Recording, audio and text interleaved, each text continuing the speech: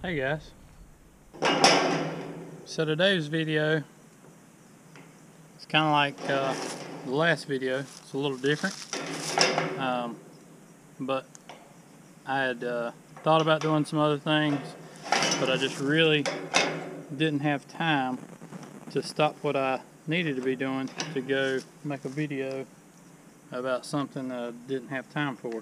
So this video, kind of like the last one, this is something unless you've got a lot of money, that you're going to have to do if you're going to farm.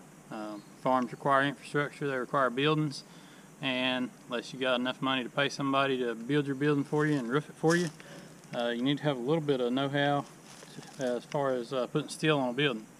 And I'm actually not working on a farm building right now, I'm working on my house, but the same principles apply. Lovely bride assisting me, embracing her fear of heights, helping me get my steel on the roof.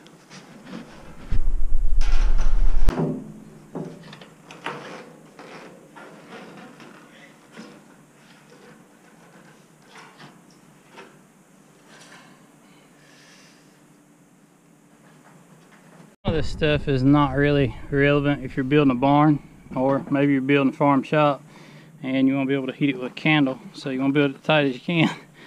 But this stuff I'm putting on the this is my drip edge. I've already got screwed down, and this stuff's called expansion foam, and what it does, it goes underneath the metal, and as you screw the metal down, it'll compress where the screws are, but it expands up into these ridges so that the wasps can't build nests or fly in and out of you, or yellow jackets or whatever. Keep everything out of your house. As you can see, I'm wearing a harness, and I've got fall protection. It's not some kind of fancy store-bought stuff, but this rope is rated for about 3 times what I weigh, and it's tied on both sides of the house. This is Prusik knot. The way this Prusik knot works is it's pretty simple to tie, and it slides so I can move around up and down the roof, but if you pull on it, it locks up on the rope and it won't move. So it's a knot that climbers use. I used to not use any fall protection, but I used to not have a wife and kids and a mortgage, and this roof is a little steeper than most of the barns and whatnot that I've built. This is a 7 pitch, so it's pretty steep and very slick when you get out on it.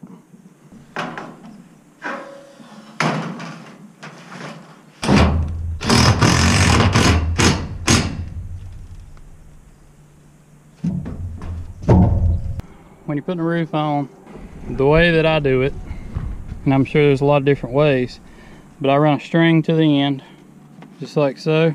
You can see we're still lined up just right. And when every time you install a new sheet, you start with the first screw. This is the end of the sheet right here. It's where it breaks. This is where your first screw goes. Get lined up here, run that screw. That way, if your roof's out of square, usually you can accomplish this in a couple pieces, and that's what we did down at the end. When we started down at that end, we screwed the first screw, and then you can twist your top sheet over and screw it, and you can stretch it or shrink it. Not much, but enough. And you can do that continually over a couple sheets, and you'll end up getting this rib perfectly square with this string, and you won't have to stretch them anymore. So we are in good shape. We're ready to start running the rest of the screws on this piece. And normally I'll screw the top and the bottom, get the whole roof on, and then I come back and screw it. But as you can see, this is a steep, slick roof, so we are screwing it as we go. I don't really like to do that, but that's what we're doing this time. If you're using this expansion foam, you want to try to hit dead center of the expansion foam, or as close as you can, because if you don't do that, you will buckle or oil can your sheets, which you will also do if you over tighten your screws, so just be aware of that.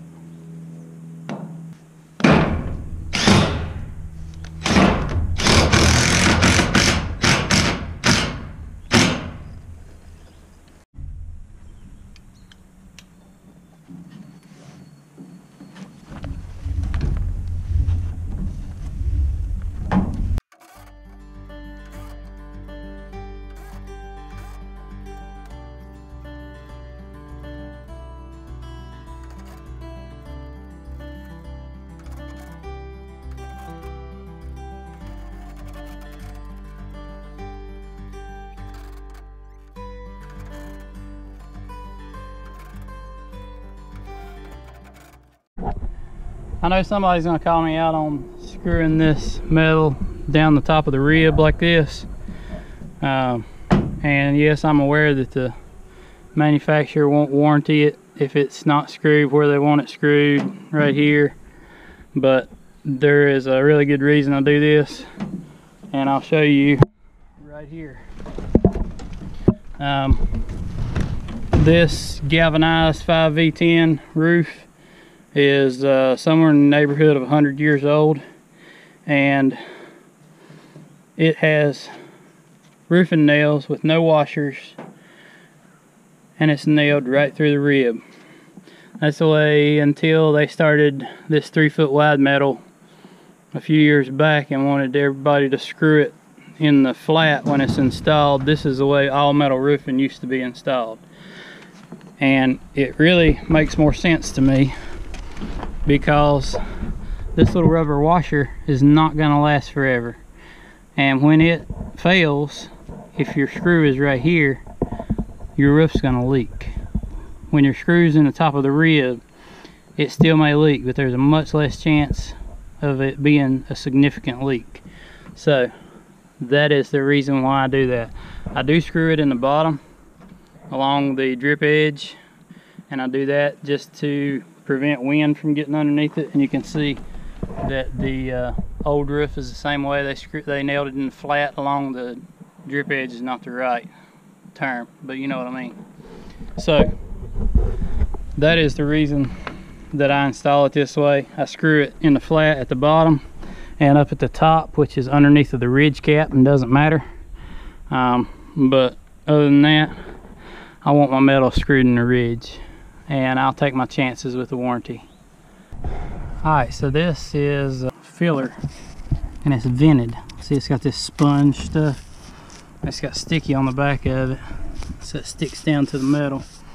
And then you screw your ridge cap on top of it, and it allows the heat to come out of your ridge and vent out of your ridge cap. I didn't get any of that on film.